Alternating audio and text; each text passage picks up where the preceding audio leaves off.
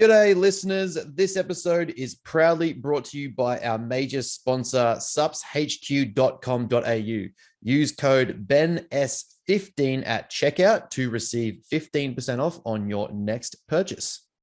G'day, listeners, and welcome back to another roundtable episode with your fellow coaches and co-hosts. I don't know. We'll figure something out. You guys are here. That's all that matters. Really nailed this introduction. But the point is, joined by Tom and Rowan again. How we doing, lads? Good, mate. Good. Good, mate. Doing well, as always. That's a flat out lie, but we'll go with it. We'll pretend it's not. You got to put up pretenses sometimes. Come on. Prep's meant to be easy, right? Yeah, prep's meant to be easy. You're not meant to be hungry. Don't compare yourself. Don't have body image issues.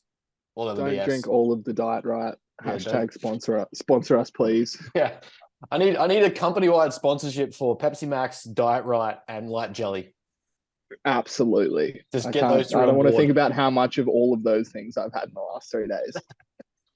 But I suppose that's a good starting point. Rowan, you are balls deep into week 3 now of prep? Yep. Week 3. Week 3? Yeah. 14 weeks out today, I think. Yes, actually, I think you are. Yeah. Which is fucking nuts. That's crazy. Because to kind of give it like a preface, we put you into a bit of a hold phase coming into uni exams because obviously completing your masters is more important than being aggressively dieted on a show. So we just didn't let you get very fat and then kind of gave you a chance to hold some calories, right? Like, I think we sat you at 3,600 or 4,000. I want to freeze that was. Sorry. 4,000. We were at 4,000 before over the uni exams. We came down from 4,600, I think, and then went to 4 for about a month before dropping my cals out 3 weeks ago. And you were holding weight at 4,000? Yeah, pretty much completely stagnant at 4,000 for that entire block. Obviously, stress comes into it and other things going on. But yeah, weight was pretty much sitting at 98 for that whole block. Yeah, no, I don't mean dropping weight. I mean, I was more impressed that like you obviously just not gaining weight at that too, like especially with stress involved. But yeah, I mean, that's why we trust the coach, right? I mean, you shouldn't, but sure. Good job. Yeah, no, it's like considering like I was talking to someone about it the other day, considering where we kind of took the reins last time you competed. And again, obviously there's no disrespect or anything like that here, but like the difference in where your food got to and like how hard you had to dig to get to that position, to kind of be in a nice controlled position now where supplementation is minimal, but it's still, it's more, but it's minimal. Training intensity is relatively controlled. Food volume isn't that low considering you're in 14 weeks out from prep. To be this far out in the condition you're in and be at the condition you were in for 4,000 calories is pretty much night and day from where you were.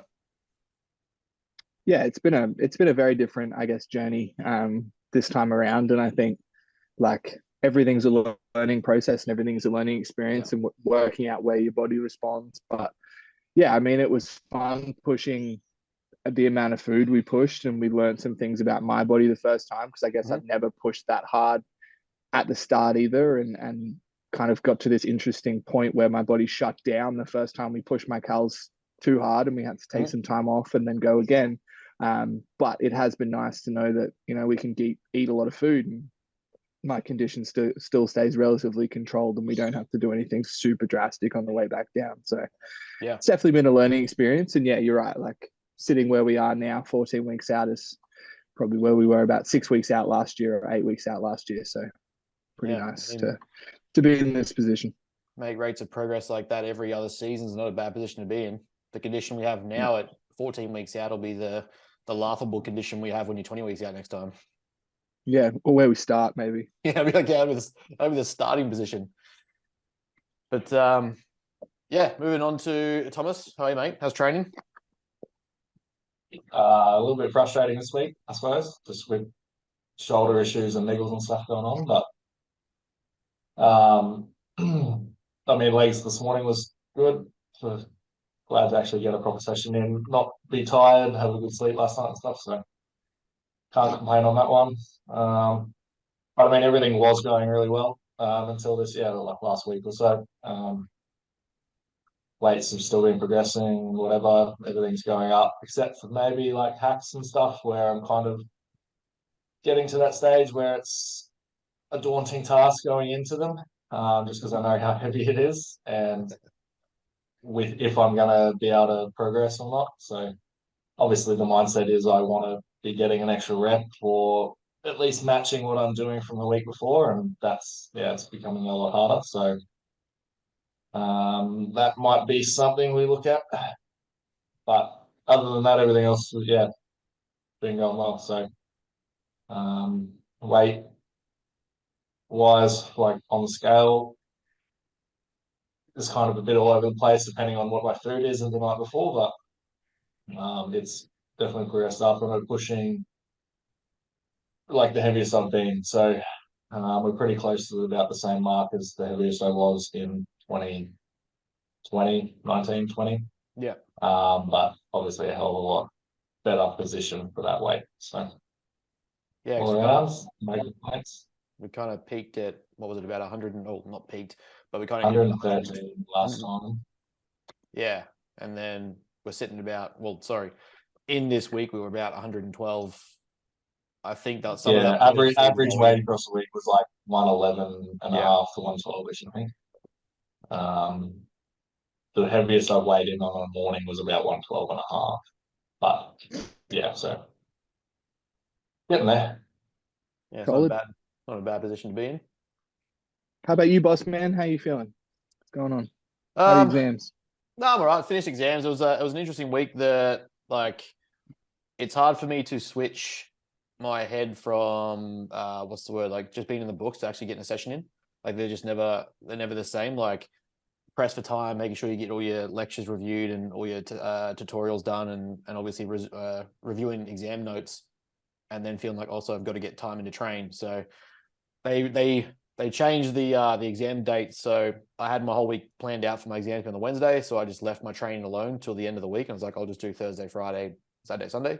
And lo and behold, they pushed it to Thursday. So it kind of just set my week back a bit. But yeah, it's all done now. So pretty much just one of the things that I teach clients is to give yourself the mental flexibility, I guess, to be able to do different things at certain different times. No point trying to push 4 or 5 sessions in the week when, I can take 1 week to ease back a little bit and focus on an exam that's pretty important, and then obviously send it next week instead. Yeah, and I think that's a pretty good point. I think that's a pretty good point for anyone, though, is that like you don't have to send it every single week, and you're not going to go backwards by having a week that is not the pinnacle of your training.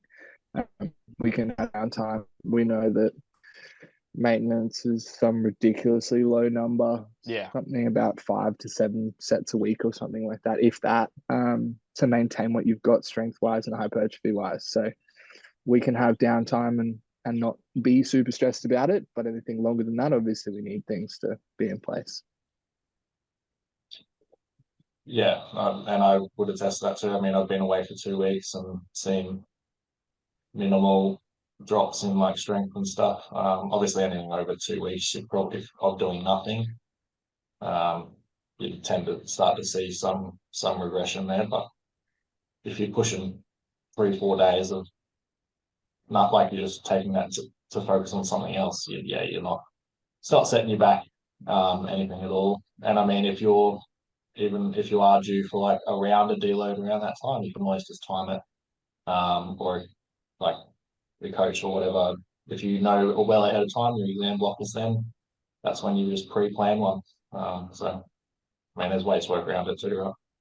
And that's what we did because I've entered my first aggressive cut since prep, which is due. It's good, but it sucks. Hitting a protein sparing modified fast and trying to stay focused for exam. So I hit up Scaff and let him know that I need some food for like at least a couple of days before prep. So I had my planned diet break the Tuesday, Wednesday, so that I had obviously like a bit of brain function for Thursday morning. But yeah, trying to focus for exams and study and have next to no food and carbs has been pretty interesting.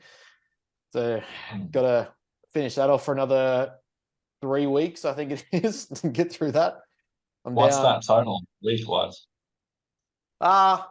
take out diet breaks, it'll be about 4 weeks on the nose for actual dieting, and then he does like a 12 and 2 kind of thing. So it'll be almost like a 10 and 2 kind of refeed process. So realistically, like there's a week there of actual eating amongst 3 to 4 weeks of aggressively low food. So, and the eating isn't even that much. I think my carbs went up to 300 on the day, like nothing hectic at all. So kind of just replenished what I needed, just went with some more volume foods to just stay full and satiated while I was working and studying. But yeah, there's nothing crazy to write home about. But yeah, that'll be pretty much how Scaff approaches it. I think is pretty much next to zero carbs. He lets me exclude sauces and vegetables and stuff, but that's about it. No actual precise additional carbohydrates or grain carbs or anything like that. So yeah, it's made training and life a bit interesting for the last 2 weeks. And So you're eating 2 kilos of veg a day, right? pretty much like 5 bags of salad mix a day, a bag of fucking vegetables, 2 tubs of sauce. Hey, Yeah, secret is volumizers. That's what we're here for. And Yeah, hey, that's right. micronutrients as well, right? my bowel movements have never been better. That's the main point. Oh, yeah, Jesus. But I mean, I'm down. You still So I dropped 4 kilos week 1, and then went up a kilo for the refeed day, and then I'm back down 2 kilos from that. So in the space of 2 weeks, I've gained and lost 7 kilos. Ooh. That's great. But hey, weight manipulation's hard, and it doesn't fucking, it's a challenge, and you've got to be fucking, I don't know, worked up about You got to it. do it for weeks and weeks and weeks Yeah, and weeks and it's a weeks whole to make thing. You got to significant slowly change. do it for 6 months. Fuck. Depends how much you want to suffer, I suppose. Yeah, that's a rant for a whole day there on deciding how to diet. But yeah, so I thought it'd be interesting for us to talk about today and kind of give an insight of how we sort of approach things collectively and individually, is looking at considerations for programming, especially amongst body composition and like the different intensities of body composition. So I've been noticing a bit lately on the social webs, weirdly conflicting opinions on things that just don't make sense to me in regards to why people are making these random changes or selections or exercise ideas. Like there's a mixture of inconsistency, almost like lack of impulse control, over complexity, that it's almost like coaches are trying to make themselves be worth more than they are in order to maintain clients or try to get a result, but it never lands that way. Like things like timeframes of program changes. The last probably 3 weeks, I've seen several people mention to me or talk about in general or see posts on social media that 4 to 6 weeks is the adequate time to change programming. I don't just mean like, in the sense of like, say, I change program for you guys or Scaff's change program for me. It might be an additional rep scheme or increasing a set target, something like that. These are like whole exercise selection modifications, whole program modifications, brand new phases of training protocol after 4 to 6 weeks. And to me, it was like, it gets the wrong idea, I think, in a client's head, where they think that value comes from changing all the time, and that a good coach is going to be modifying your program every other week. And that if you're not doing that, it's not working, or the system isn't right, or, the coach doesn't know what he's doing. But to me, it kind of says the exact opposite. And like, not even in a negative way of like naming any of these people, but just more so the concept of why you would do it, and kind of the forest for the trees that's being missed in terms of how you map out a program. And if it's working, why the fuck change it? Like we're getting to a point where you try to rapidly change stuff in the period of time where you're probably only just starting to adapt to the layout of the program in the first place, and then going, well, it's week 4 to 6 and this is where I'm going to plateau, so change it. Yet all 3 of us have run programs now for the better part of 20 weeks with simple modifications that have continued to progress. There's so many reasons as to why I think people like to change. And I think, honestly, the first one comes down to the client or the consumer. Like, how often do you see someone be like, oh, I'm bored. I've done the same program for 6 weeks, I'm bored. It's like, well, yeah, like repetition is boring, but repetition is what we do and how we get results. So Yeah. So what if it's boring? use the interest of increasing and progression as your marker for boredom. Sure, if you hit the same weight and haven't made changes in 3 to 4 weeks, okay, we're looking like we need to change. If we hit it for 2, sure, I'm going to ask questions and be like, why are we not improving? Is it intensity? Is it life stuff? Is there other things going on? But at the end of the day, if you're just bored of a program but you're still making changes, why reinvent the wheel? Yeah. Why fix something that's not broken? As you said, we've all run programs for a long time and we keep moving forward. So why not just keep moving forward? Yeah, I think that's the big one, is people just think that a new thing is important when a new thing really is not what they need. They just need to run what they're doing and run with it. Yeah, I would agree with that. And I think whether it's just something that seems to be trending at the moment, that is what you do, change 4 to 6 weeks, and it's like, oh, I've got to jump on that bandwagon. But otherwise, potentially it is like they're trying to provide what they perceive as more value to their client. Like, look, you get a new program every 4 to 6 weeks, all this stuff, whatever. Other coaches will just give you one and you run it for fucking 4 months. Like, but that's not the part of it. Sure, we write the program specific for you or whatever. And we do keep in mind that you will get bored of it and we want to keep it interesting for you to keep you on track. But there comes a point in that too that's down to your commitment to your goal and whatever. So if you have a physique-based goal, there's multiple ways to get to that end goal, but how optimized do you want it to be? If you're changing your program at week 4 or week 6, you've spent the first week figuring out kind of even a movement pattern if you haven't done it for ages. Like if I haven't squatted for ages and I go and squat, I'm not going to be doing anything effective in the first week necessarily. I'm just kind of relearning how it feels, where I want my feet, everything like that. So then second week you might be like, okay, I need to figure out what weight I'm going to be doing for this rep scheme. And then so you get to week 3 and you're finally at a point where you're like, okay, I can push some sets with the proper weight that I need for that rep range. And you do that for like another 2 weeks, and you're like, oh no, okay, scrap that, let's go to hacks. Like, what? Why? Like, you're not getting any effectiveness out of that 2 weeks or 3 weeks at like your point where you're only just going to be actually starting to see some strength progression.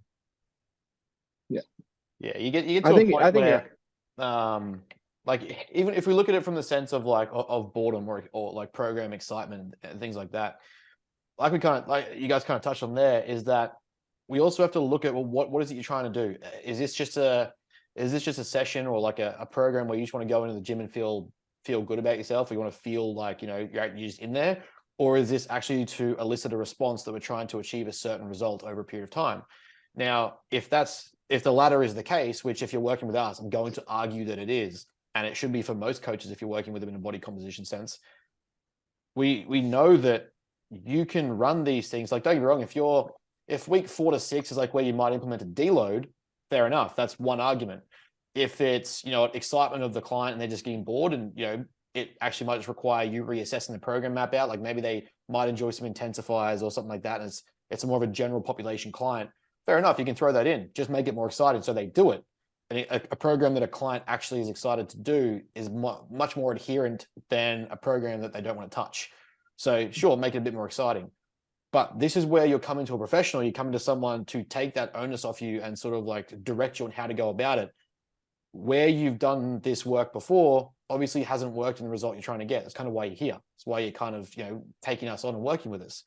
So if it's being said, hey, look, this might not be as exciting as other coaches pumping you with a new program every 4 weeks, but I guarantee you, if you run this exercise into the ground or this program into the ground before we make changes and your understanding of that, you're going to get a lot more out of yourself and out of this program than if we change exercises, modalities, order selections, layouts every other month just because you're not interested.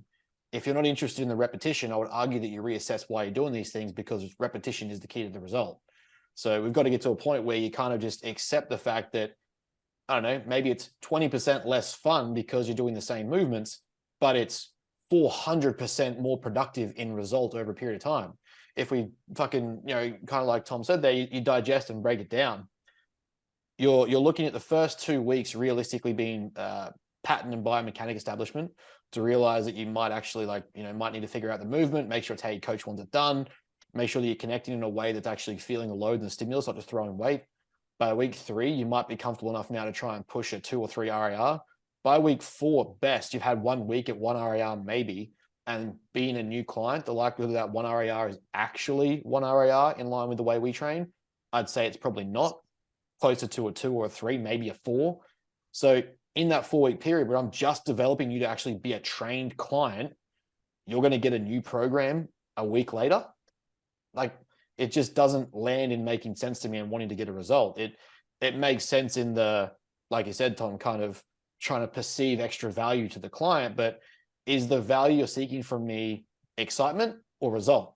Because I can kind of give you both, but at the same time, the primary thing for me that's driving my love for this is you getting a result. And that's going to be where I step in and say, yeah, I can make this a little bit more exciting, but also you're going to run this program into the fucking ground and you're going to hurt. And I think like that ties back into what you brought up just before, is intensifiers. Like, that's, I guess, where we can, and I guess, like, as you asked, like, and pose the question, what is our programming considerations? Like, for us, we run a very, I guess, not a standard model, but we run quite similar models, all 3 of us. And I've seen, like, I know what our programs look like, and I guess, like, we're quite similar. But then to throw in that level of excitement, we can throw in intensifiers, and that might be our drop sets or our giant sets or our supersets or anything where we're doing kind of, we can go top set to back down sets, and little things like that, where we're changing rep schemes and we're changing the way we do things. But as the boys said, we're loading the same movement pattern so that we create the same results through those. And I think the gripe we have is not that people are doing this rep scheme stuff and changing those. We're griping with the fact that people are changing whole movement patterns, which, as we said, takes about 2, 3, 4 weeks to actually adjust to. So why are we looking at changing that? Whereas we can go, okay, we've got 2 weeks, 3 weeks, 4 weeks, you're getting kind of bored. All right, let's change the way you do this so that you're going to do a back down set. You're going to go 2, 3 top sets, and then you're going to hit a back down set. And there's your excitement, because now you're absolutely cooked. Like, we've all done back down work on hacks and anything leg related. It is the least enjoyable thing ever. If you've ever done a drop set on a hack squat, it is one of the worst things you can ever do. But it keeps it interesting, because you're like, oh, that's going to suck so much, but I know that I'm going to feel good afterwards. So I guess that's where we come in and go, well, okay, we've got the bones that run for a long time, but here's how we can bring you excitement. Yeah. And like, I guess on the flip side to that, so a little bit towards the other side of things, like, one of my clients is, so we're not talking like stage composition here or anything like that. It's just like lose weight. So I'm just looking at output and whatever. And they're time restrained in the gym too. So attend a small gym, fairly busy, equipment is whatever's available, right? So in freedom of programming there, it's like, I don't care what exercise you do for, say, an incline chest, as long as you try and do the same one each week. And if something else, so you might be doing dumbbells. If there's no benches available, whatever, use the machine that allows you to do the same movement pattern, but it's the machine. That's free that week, that's fine. You'll then establish you have that weight that you've used that week. If you have to go to put that back to that at some point, you know what weight you've done. You've still got it written down in the app or whatever.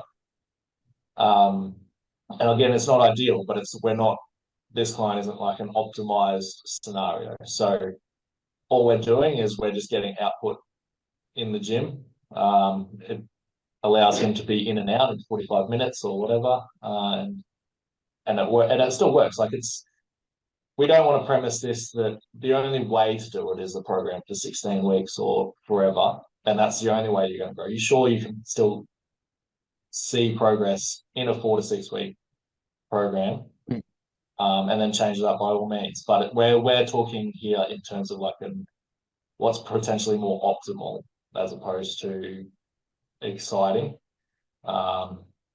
And I guess a lot of people might want programs that just change, and like like even back in the day, you'd go in and just do what you felt like on that day. Like, oh, I'm training chest, or just pick exercises I want to do on that day. And a lot of people still think that that might be the way to go because you listen to like the Real Bodybuilding podcast or like Bro Chat or whatever, and that's how Phil had trained and all that. So you hear that from each direction, and that's also you're like, oh, it worked for them, and they're huge. Why can't I change my program every 4 to 6 weeks to Because and we're not elicit all that same? genetic freaks. Yeah, yeah. But like, Yeah, they Unfortunately, legitimately could have it just- must be nice, but Yeah. we're not. yeah, not having to optimize everything purely to make that 1% increase. But I guess like even the way you put that, Tom, it's literally like it's, and I guess this is where we can expand the conversation, is it's going into like programming consideration for the client. But it's like you're establishing, hey, this would be ideal. Like we work off this system, but if we have to supplement this because, you know, XYZ is available at the gym and it's a fucking, you know, let's say you're at a Good Life in the city and there's 10,000 people in there at once, you got to make best do of what you got. That's like literally the flexibility of teaching flexible coaching. Like you're like, hey, look, you know, this pattern for relatively the general person going to the gym, this pattern makes sense. We're looking for an incline convergence mechanic. Okay, so we swap in, whether it's an incline convergence press, dumbbell press, bench press, whatever. We want that movement to happen. Now, I'm not going to tell you to wait at the gym for half an hour just to get one exercise because, you know, this is the only way to do it. In an ideal pattern, in an ideal world, this layout of the exercise, we have this machine here for you. This is what we want you to do. Make best do of what you got because you're short on time and you've got things to consider there. And around that, it's also then working with like understanding who your client is and what they have going on lifestyle wise. One of the things that I've noticed heaps amongst like my mums or my dads is that the old notion they used to have was they'd have to spend 2 hours at the gym 6 days a week. And so one of their hesitations to signing up would be, oh, how much time do I have to spend? I don't have the time or the money and what have you. But what if I can tell you that I don't need to change your program every 4 to 6 weeks, but I can make your program shorter, consider where you are, have you do a, you know, maybe an upper lower split. You've got 4 days and we just go in and fucking send it. But now you got 3 days of rest around that time to be, you know, more considerate of the rest of your life and the fact you've got kids and things like that. On top of that, if we're in the gym, we can look at, okay, let's do agonist, antagonist supersets, same muscle group supersets, ulterior muscle group supersets, cluster sets, giant sets, what have you. We can drive similar amounts of volume without having to overwork the system or wait, you know, 3 hours in the gym. It's not ideal for every single person to do these intensify modalities, but at the same time, it is considering you as an individual, which is obviously one of the biggest parts of coaching. It just means that, you know, it's a bit more exciting, it's less time consuming, it's a bit faster, and you still get a shit ton of stimulus and intensity. So it's probably pretty exciting. But again, we can program that based on your lifestyle factors instead of just saying, hey, here's a new program every 4th week. Yeah, everything's got to be collaborative, right? It's the only way we can do what we do, and it's the only way that we can kind of really be successful. Like, we never want to be the guys who sit there and be like, do this to the T, blah, blah, blah. If you're going to do a prep, sure, it's got to be a little bit more dictatorship wise. But at the end of the day, for every other person, it's just, we're just here to guide you. We're not here to, you know, we're not here to tell you exactly what to do. We're going to give you the framework that you need to achieve the results that you want. And within that, you have options and you have flexibility, but you also have to talk to us. Yeah. We have to know. Like, I think that's a big thing is sometimes, like, as a client, you look at it and go, oh, can I question this? I've been told to do this, but every time I go to the gym on Monday and do push, the gym's packed and I can't get anything and it's taking me 3 hours. But I look around and all the back machines are free. Okay, cool. Chat to us and be like, yo, can we switch the days around? There's no harm in our sense. Like, it doesn't harm us. It doesn't change the program. We still get the same volume markers. We still get the same exercise movement patterns in the week, which is all that really matters. Mm-hmm. Just have a chat. Like, collaborative kind of coaching is the best way forward and the only way to really have adherence long term. Yeah, realistically, we should be teaching you how to navigate instances like that. Like, if we've got your program that's pushed on a Monday and it's no chance of doing it, you should have gained an understanding from us as how you can adjust what days. Like, I mean, realistically, you just either push all your days back a day or bring them all forward, because your program days would be in a sequence for optimizing what you're doing, right? So it's like, so you don't have back-to-back leg days or some stupid thing. But yeah, so it's like you should understand that, like, and by all means, like, you'd be asking, but at the same time, I feel like that's something that your coach should probably touch on with you and have that flexibility in terms of you fit it in to how it suits your week. Like, I'm going to give you this model, but I don't care what time of day you do it or what day you do it. The goal is to just ultimately get those things done. So, however, that's optimized to your schedule. That's how that works. So, well, that's the joy of And the then app, and then we is that adjust. you can literally just click and drag the day you want to do. Like if you know you get to Monday, like you said, you know it's upper push one, and you know realistically that Monday's a shit show when it comes to your gym for all things push related. Well, okay, but what's pull day like? Well, pull day's empty. Okay, so we can go, all right, well, you know, if this is a random one-off occurrence, I might go to Tuesday, see that I've got pull day one instead of push day one, click start that, move that to Monday, the app will modify it, and it's kind of like it just instantly implements that into that day and kind of just ticks it off. So, you know, you kind of got that freedom there where, like you said, to just get it done if it's mapped out. If it's a consistent experience, like you said, let us know or let your coach know, and you can then modify it long term or more progressively. But you know, if it's a one-off thing, there's the joy of having something like the app where you can look at it and go, all right, well, I know Tuesday is pull day, Monday's push day, but push is ridiculous because everyone wants incline press, Smith machine press, dumbbell press, and bench press. All right, well, I'll just do pull day because literally no one's touching a bent over row. Yeah, I think like we always look at, like, all of us work on averages of the week, right? Like weights, macros, steps, everything is average based. Doesn't have to be daily as long as we're getting through what we need to get through in a week. That's all that matters. And as Tom said, like, yeah, we put things in an order for a specific reason, but I think you also have to have some common sense and go, yeah, right, I won't do legs on a Monday and then hit legs on a Tuesday because well, you might do it once, but you'll never do it again. yeah, you're gonna I'm learn gonna do from that fucking mistake RDLs and then real fucking quick. bent over rows. Yeah, I'm just gonna hit hacks on Monday and then I'm gonna squat it like I'm gonna do my heavy leg press on a Tuesday. You'll be not walking for the rest of the week. But yeah, like as Tom said, and as we've said, like we have to teach you as well what we're doing and why we do it. I think that's one of my favorite parts is when is like that I kind of let it go, and I like to get to the point where a client will message me first, and it's usually like, you know, the first couple of weeks, like, hey, this isn't available at the gym, but you know, I'm waiting for your permission to do this exercise. And I'm like, sweet, you don't have to ever do this again. I'd rather you do and tell me than wait to be told. And I've got like my WhatsApp on no disturb or something like that. Like, you know, I've got the minimalist app on my phone now, so I'm going to see stuff far less. I'd rather get to the end of my day, look at you and like, hey, this exercise was shit at my gym, or the mechanics aren't very good, or I thought this might be better given the limitation of equipment. What did you think? This is what I did. Sweet. Take a video, show me, tell me why you did it. I would rather you be involved in explaining me the process of your decision making than wait to be given the decision. That to me shows that you're autonomous and confident in, hey, this is what I'm thinking, and this makes sense to me. Walk me through it. Tell me why. Because then we can go, all right, so you've attempted something, you've tried to learn. Here's why I might have said no. Here's why it's not a big deal. But if that's something in the future that keeps up, we can definitely modify it. If you're like, you know what, I prefer this mechanical movement over this machine. Awesome. No worries. But that sort of first phase of a client, like usually the earliest one I had was like literally week 2 from someone just recently was, hey, this World Gym is absolutely packed. The likelihood of getting me a Smith machine for hip thrust is quite low, but the actual, I think it was the lever hip thrust machine they had was out of service. Something else that I can do, blah, blah, blah. I'm going to do this first and then come back to it. Is that okay? Or, you know, what do you think? And they sort of left it as a question. But by the time I got back to it, they also solved the problem. Was like, hey, I did this, this, and this, and then went back to it. Cool. Sweet. Like, that's totally fine. It's not a big deal. I'd rather you just tell me. And then we go, okay, map out why that scenario happened. Do we need to modify this long term? No. Fantastic.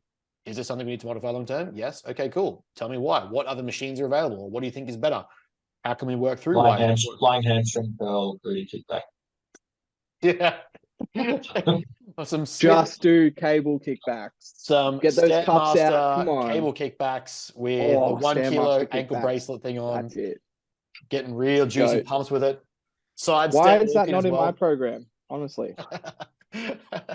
Yeah, but yeah, I just think Um, that's a obviously, yeah, just having that autonomy to make a decision. It's always like the first couple of weeks, and they'll wait to be told, and then that's when you get to shine as a coach and be like, look, I appreciate you waiting to ask, because obviously I've mapped things out, and you like obviously want to respect that.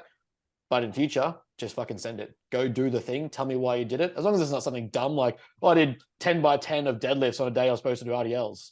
Okay, probably don't do that. But if there's a justification for why you did something, let me know. And we can just simply modify it. It's not a big deal. And I think a big thing from my end, and I guess with my experience, is in injury rehab prevention management stuff is going, okay, why does something hurt? If something hurts and or you have an injury or you have a previous injury, then we look at going, okay, well, how can we modify around that? Yeah. Explain to me what it feels like. Explain to me where we're at. If we really need to, let's organize a time. Let's jump on a Zoom call. Bring me with you to the gym and let me see what your mechanics look like. And if I can work around it, sweet. I think I'm a firm believer and always have been through my entire career in that we should always continue training. There is very minimal times where we should stop training completely. Oh, There yeah. are times that we should stop movement patterns if they continue to hurt. But I think in the most part, we live in an absolute luxury of a time where 90% of gyms have 5, 6, 7 different options for most muscle groups. So we can look at going, okay, well, what doesn't hurt? What gets us a stimulus? Okay, let's do that. And then let's modify around it. I think that's a big one that comes in terms of like being able to modify. And that can happen week 1, week 2. You go, oh, I had this shoulder injury, and every time I do bench press, my shoulder hurts. Cool, let's just not do bench press. Unless Yeah. you want to be a powerlifter, why do we don't need to use a bench anyway. So just let us know ASAP and we can work around it. And if you really want to bench press, okay, we're just gonna have to do some work to get you in a position that you can bench press. Yeah. Yeah. And yeah, all that, like it seems simple, right? Like those are just like almost common sense ideas that you would have as a coach, but I don't know. It just seems that I guess people miss the forest for the trees, as I put it earlier, and they try and look at like the minute details or pick out one thing and be like, we're gonna, I'm gonna modify this every 4 weeks, or I'm gonna keep you on your toes, or we have to bench press because of X, Y, Z random reason that I've made up, or insert some big technical word that I probably can't really comprehend. And so this is exactly how we're going to do it. And if you don't do it, you're a problem client. I mean, logically, if a client's addressed something with you or said, hey, this program doesn't really work, or it's not mapped out well, or this exercise sucks, you should probably be pretty flexible and opening up to why you might modify things. Fair enough. Like that's where you probably take that consideration on board. But like random modifications every 4 weeks, I don't know.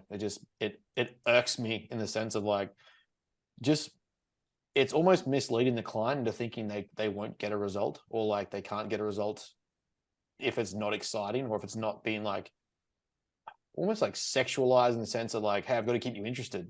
I've got to like keep it fancy and keep it changing and keep you excited to do it, as if that's the only way to get a result. When, like we said, We miss the biggest thing here. So you've got to shock the muscle. yeah, yeah, It's changed in 100%. 6 weeks.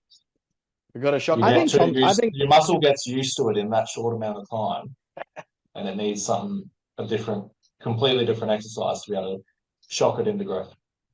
I think Tom said it best at the start. I think it's coaches trying to prove their value by giving you an extra service, which is changing your program. Yeah. And in reality, your value should be proof in the results that you get. And I guess from us, the compassion that we show in that process and the guidance and the teaching and everything, that's the value we bring to you. Yes, that doesn't involve a program change every 6 weeks, but it brings you long-term enjoyment and long-term satisfaction and stuff like that. We teach and we harp on about delayed gratification a lot. And I think that's a big thing that all three of us bring to the table, is teaching everyone underneath us that things take time and things take effort and things take consistency and intensity and everything else. So like we bring you that, we don't have to prove our value in giving you a new program. Yeah, I mean, if you're feeling a result or noticeably seeing a result, and it's 6 or 8 weeks in, I'm not looking at that going, oh fuck, I've got to mix that up for you. Like if that's working, I'm looking at that and going, sweet, what else can I get out of it?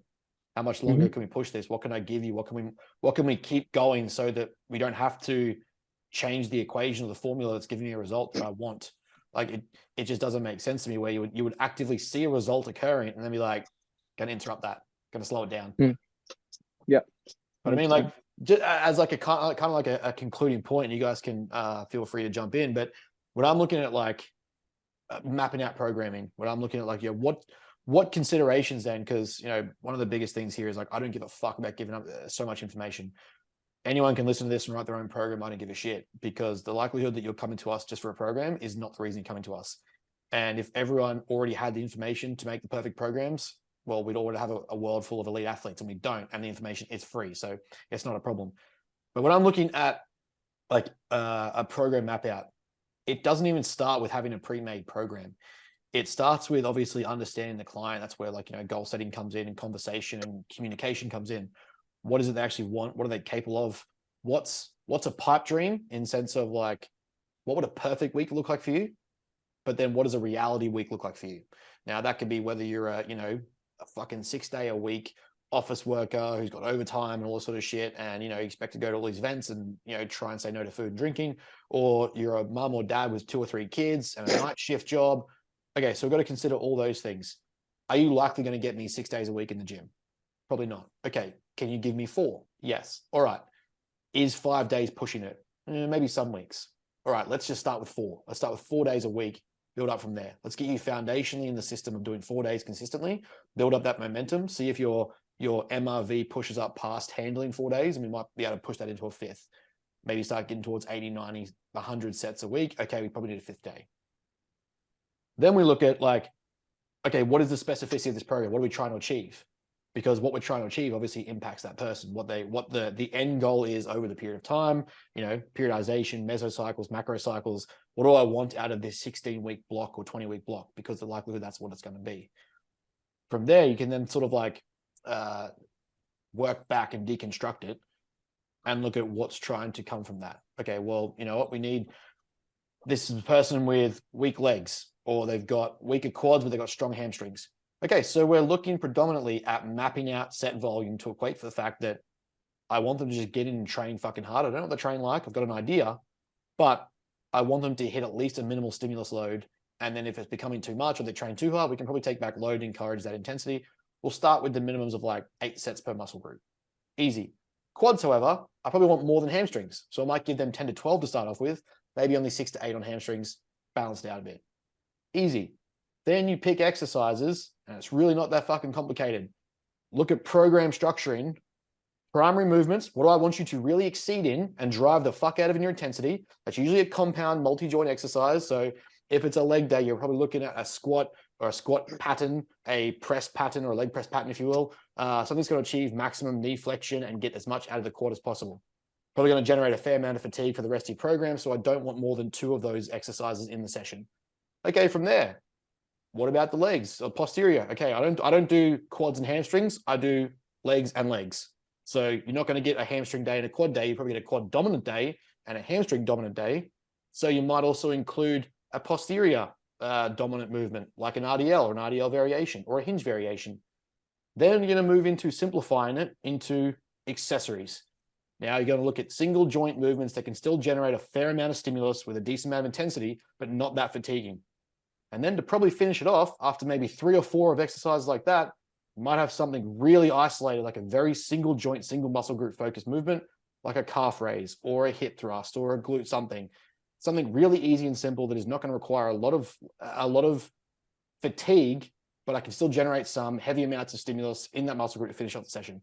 So realistically, all I'm doing when I look at it is mapping out order of complexity with order of intensity and making sure that by the back end, we still have a high degree of intensity and stimulus without a large degree of fatigue for the rest of the week. You got like your 1 or 2 heavy fatiguing movements, and then you move into your simple shit, and then you move into your really simple shit, and then you finish.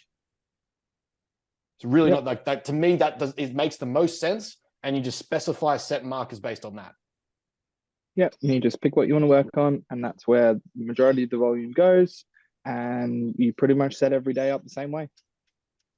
And then if you really want to focus something, you want to get nitty gritty, you do exactly what Ben said, but you take that really specific thing. Say you really want to grow your carbs, cool, you put that first. And then you run the rest of the program down. So we run, as I said, we run the bread and butter, we run the bones, and then we can put meat on it as we need to. Yeah, I would agree with that. And the only other thing I would say would be, in terms of what we talked about before, in terms of excitement, that I would ask the client to start with, like, if there's exercises that they do enjoy doing and things that they of course. just aren't a fan of or cause them issues. So, and then I remember doing that right at the start, and I said to Ben that I hated doing chin-ups, and guess what I got for 23 weeks straight? Fucking chin-ups. So and the opposite. look, He's like, "Oh, you don't like that one? All right, we'll come on that." Yeah, let but me put that first on back. Let me put that at first on every back day possible. Yeah, okay, how's your cool, back looking now? I don't know. I can't see it. I don't look back, mate. Only forward. Oh, fuck off. But I mean, and like literally what Tom just touched on there, that's literally in our starting exercise assessment sheet the clients start with, right? Is there anything you absolutely loathe? Is there anything you really want to do? Is there a movement you want to learn? Those 3 questions dictate the rest of your program. Outside of like the primary stuff you want to do, that stuff dictates the program. What can I put in that's going to excite you? What can I see if you need to do, or you're just simply choosing not to do because you're shit at it, like Rowan? Or is it something that we can probably work towards getting better at because it's a movement you probably need to be able to do? Like some sort of like being able to hinge and bend over, squat and bend over. Those things are pretty like necessary across life. So I don't want to exclude that pattern the entire time we work together. We'll just figure out a way to include it and make it a bit more excited. And I guess like the only other thing, like one of the big things that in that exercise order, if we're going to look at intensifiers, the best time that I find to put them in, if you're going to make it a bit more exciting, is at the back end of the program where the least amount of fatigue will generate for at least some high degree of volume or stimulus. So you look at single joint shit that you can do, superset, cluster set, you know, unless you're psychos like us and you cluster set hack squats or pendulums. You know, if you're at least looking at like, hey, how do I just get some more intensity out of my client? They're short on time. You might do bicep, tricep, superset. You might do calf seated extension, leg extension, hamstring curl. You might do a fucking hip thrust with a walking lunge, stuff like that, where it's not going to be heavily fatiguing and end up fucking the rest of your week. But it's like the back end, what's left in the tank. Okay, now I'll do it. But in saying that, we're not just going straight to intensifiers for every single person. I don't think more than probably 10% of my clients have intensifiers. And the ones that do, it's probably got to do with time management. Mm-hmm. Yeah, the only one I have supersets is the one I talked about before with like 45-minute sessions.